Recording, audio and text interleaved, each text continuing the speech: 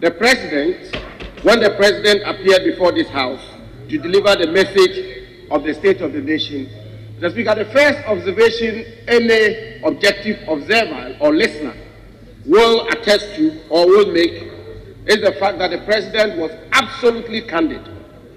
He told the country, the state of the Ghanaian nation, where we are coming from, where we are, and where we are heading to. And Mr. Speaker, the president was not only candid, he used the message of the State of the Nation to rally the country towards the program of his government for the rest of the year. Mr. Speaker, secondly, as the president rightly pointed out, the major pillars for economic transformation, the major pillars of nation building are solid. And I begin with the sector or the area of education. Mr. Speaker, the president said at page 14, and I respectfully want to quote him, and I quote, "A foreign statesman once posed the question, why am I the first member of my family in 1,000 generations to have gone to the university," end quote. Mr. Speaker, if I will buttress the point the president made, Mr. Speaker, the 32nd President of the United States, President Roosevelt, once said, and I quote, "The real safeguard of democracy is education," end quote. Mr. Speaker, it's a fact. It's a fact.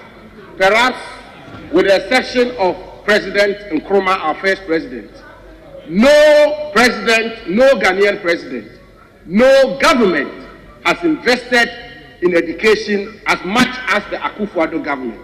Mr. Speaker, certainly in the Fourth Republic, no government has invested in education as much as the Akufo-Addo government.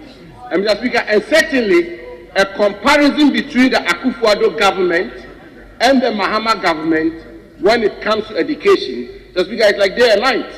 The investment the Akufo-Addo government has made in education, and education being the surest tool to unleash prosperity and transformation of a nation, the Akufo-Addo government is invested almost tenfold, 10 times more than the Mahama government. Mr. Speaker, when you look at free senior high school, and we have to continue to talk about free senior high school because of its transformative nature. Mr. Speaker, when you look at free senior high school, and the contribution is made in terms of enrollment into secondary education, and the opportunities is given to Ghanaians, particularly the poor, Mr. Speaker, is phenomenal.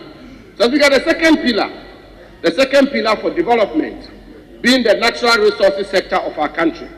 The president pointed it out during his address of the State of the Nation that we have overtaken South Africa to become the leading producer of gold. Mr. Speaker, preliminary estimates suggest that we are heading to produce some 4 million ounces of gold annually, which is totally unprecedented.